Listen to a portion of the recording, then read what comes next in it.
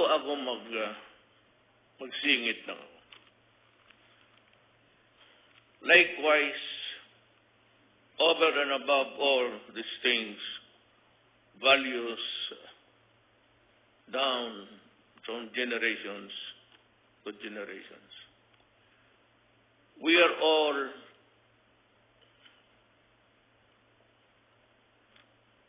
concentrated to uphold the dignity of the Filipino people. I'd like now for the first time discuss with you the reason why I withdrew from the visiting forces agreement. Well, every day in the newspapers and in the halls of the Senate of the United States, we were being portrayed as a republic incapable of administering simple justice. Araw-araw yan, and sad to say, the other political party used it at sumakay itong left. And they were able to penetrate, some of them already employed in the U.S. Congress as employees. Maybe those who are really permanent residents, leaning to the left. But when the Senate, I don't know if it was the appropriation or whatever, placed in the Kulatilia doon sa mga aid na ibigay na tayo being portrayed as capable of investigating extrajudicial killings. But most of all, we were pictured to have persecuted, not prosecuted, persecuted and committed a grave injustice to a certain person. I'm referring to De Lima. On my oath of office, I never tinkered with it. That's not my style. Because ako po prosecutor. And I know the pitfalls of really tinkering with justice. I have been a trial prosecutor for 9 years before I became a vice mayor then. In 1998, tuloy-tuloy na po ako. At with a little sense of pride, sabihin ko sa inyo, hindi ako natalo ng election. But more than that, you were all present when it was evolving. At alaman niya, and you could even just in the early days say whether it was really a good case or not. Alam mo, they were demanding that we release De Lima. Kasi De Lima, dumaan ang investigation. And the investigation was even brought forth to the Supreme Court to decide whether or not everything was on order. And the Supreme Court said it is. Ang problema nitong Amerikano, they kept on hammering and demanding the release and then threatening na yung mga Filipino officials in government who were one way or another connected with the case, whether as a investigator or as a prosecutor, and even the Supreme Court, which rendered an opinion on a certain point of the case. Lahat, hindi naman sinabi, not in so many words, but said that they will cancel or deny entry. Ako naman, bilang isang presidente, yung kay set aside kay De Lima, kasi on my oath of office, totoo yan. Itong extrajudicial killing, sinasabi nila noon 30, then 70, now it's 27. They do not have the accurate numbers. But let me unburden your heart. Ako yun. Ako yun. I take full legal responsibility. And if there's somebody who will be executed or put in prison, ako yun. Ang mga polis, pati military, hindi yan kasali. In the ladder of authority, I am their commander-in-chief. At sinagot ko lahat yan. But let me just state the basis. Yung ano lang, bakit ano? Kayabangan? Do I have to do it? Presidente na, ano? When I was mayor, I was administering the affairs of the city. What more could I ask from God that dagdagan ko pa ng kayabangan? Alam mo ho, it was a matter of a call to duty. Kasi po, binabaha na tayo ng droga. And sometime during the term of Mr. Marcos, Secretary Alunan was in the DILG, went to the States. He was called by the DEA, and that's the Drugs Enforcement Agency of the United States. Sinabi sa kanya, your country is about to fall apart with drugs. Alam nila na yung mga mayor, yung namatay na mga mayor. Your country is going narco-politics in a few years. Buhay yan si Alunan. Tanungin niyo kung siya ang nagpatawag kaming lahat ng mayor dito sa Malacanang. Dito. Harap kami. Sabi niya. And he told us that he will hold us responsible as mayors in the matter of controlling crime and the massive proliferation of drugs. Ako naman, I was just a newly elected mayor. And I made a deal, unitary. Hindi ako basta I made a deal with everybody. I said to the criminals, go out of the city because I'm going to build one place that would be comfortable for everybody. At sa mga drogista, sinabi ko talaga.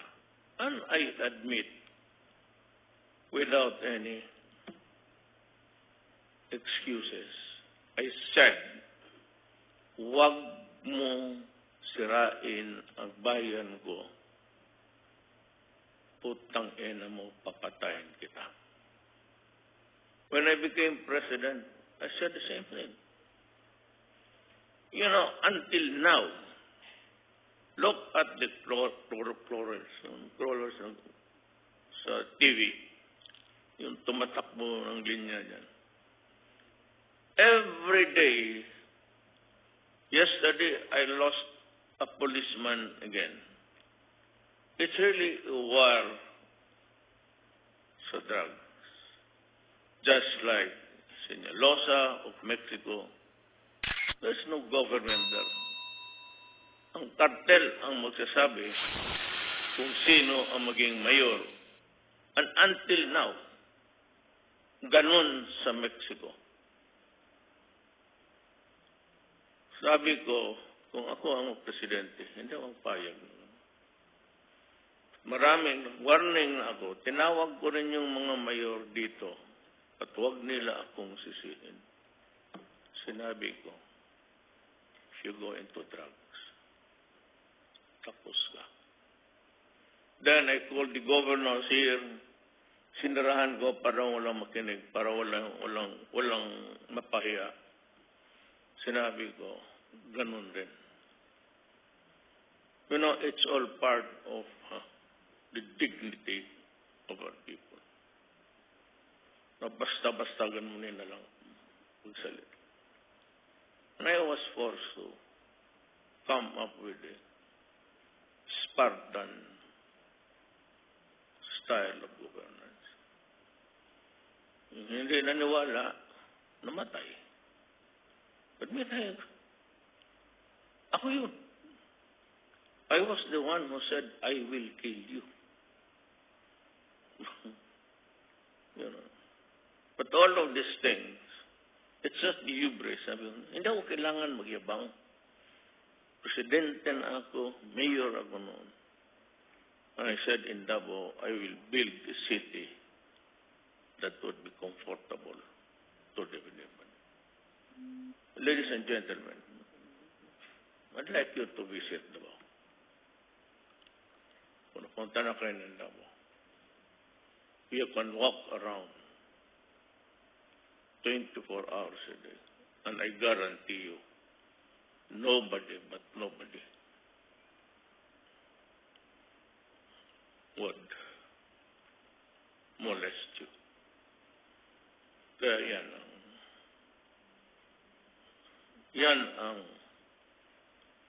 that's the flip side of the story. It was all my desire to make my country peaceful. And my desire, since I was a prosecutor, talagang ganon.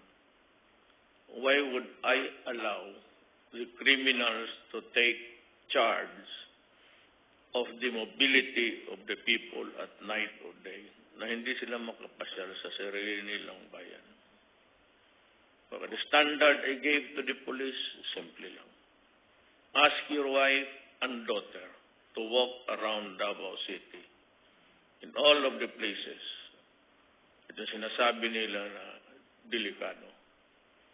Pag umuwi yan, unmolested, that walking around unbridled, undisturbed, and that is the kind of why would I allow the criminals to rule the streets? Hindi ko maintindihan. Ipiskal ako, bakit ko payagan na ang kriminal ang maglalakad dyan at ang inosente, mga trabahante, mga babae, those working at night, ang mabibiktima? Pag ginalaw, hahanapin talaga ito. Pagka gano'n, lalo na yung matagabangko, minsan may nangyari. Well, di ba I assure you, he will pay. And he paid. Wala ako. I will restore your right to use the streets. I will free your mind from fear. Kaya po ako siguro hindi natalo. To 10 elections all in all, excluding the presidency. Baka yan. Now, I am being made to answer. Yes, I will answer. My answer is, it's all about the dignity of my countrymen, of not being a victim, not being mobbed, at yung sa Senate,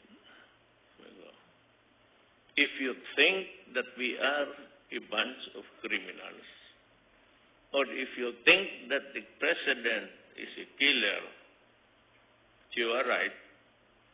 If you think that I am not a murderer,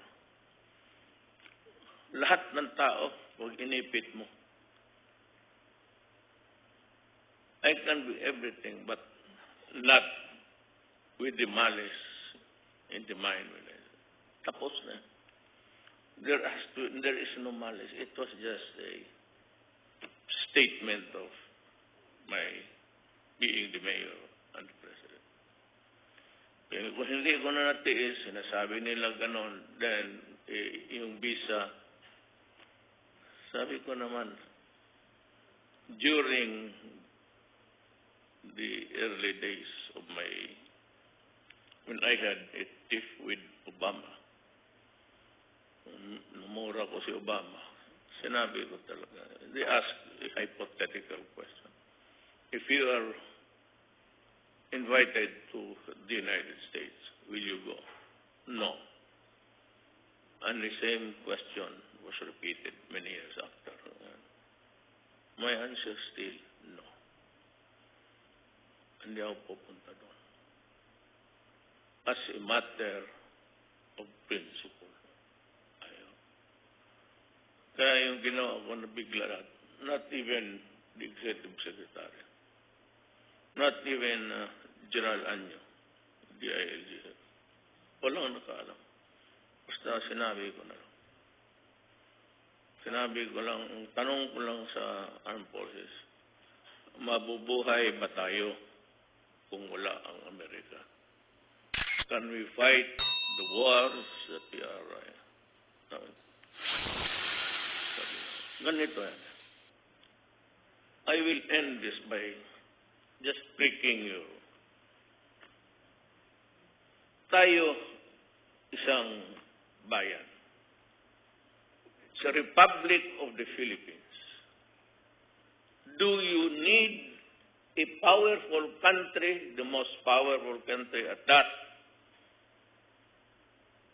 United States of America? Do we need America to survive as a nation?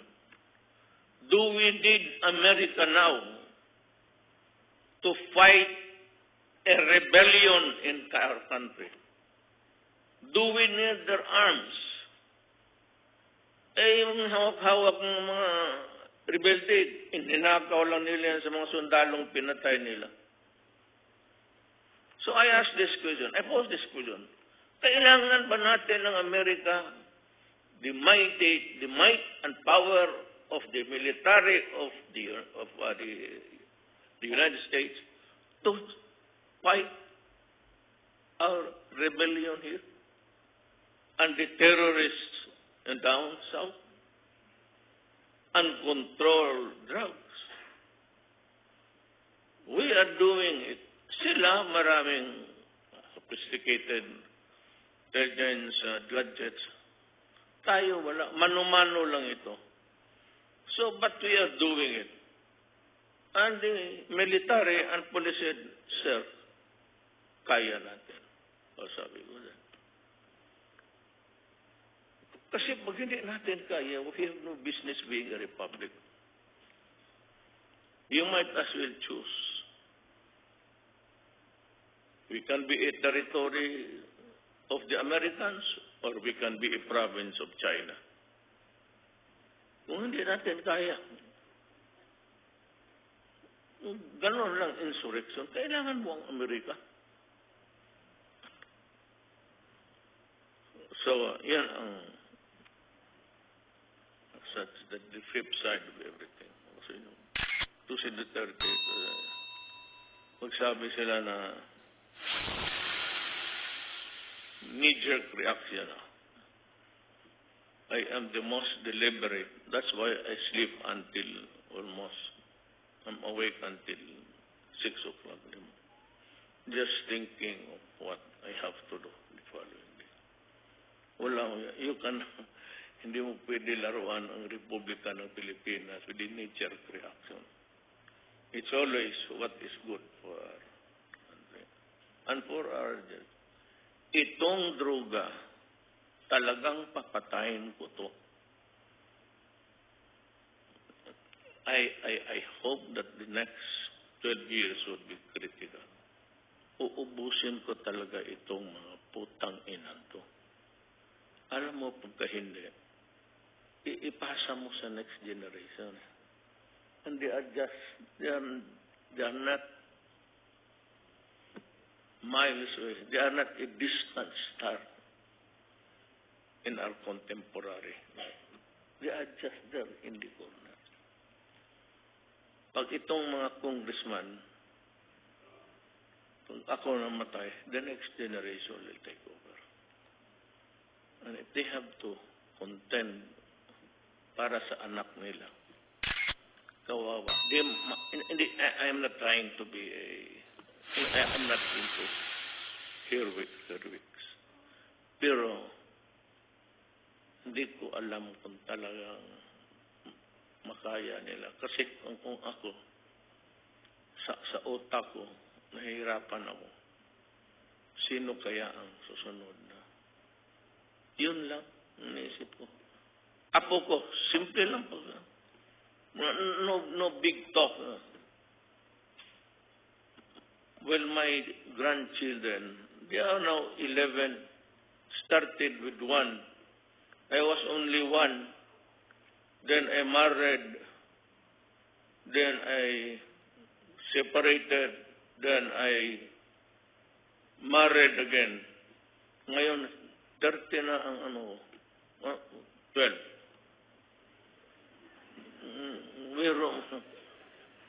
Paano yan? Yung iba 24, 25. What will happen to them? What will happen if they cannot? Di nila kakayanin. Yan lang sabihin ko. Wala na tayong pinag-usapan ng mga patriotism. Yung apo ko lang. Kawawa naman. Kung kaya ubusin nila, I hope that somebody will also one day rise and just slash the heads of. But me, you might call me brutal. Alam mo naman kung hindi ako naging abogado, hindi ako naging presidente, baka gun for hire rin ako. Palaban sa mga droga. Maraming salamat po.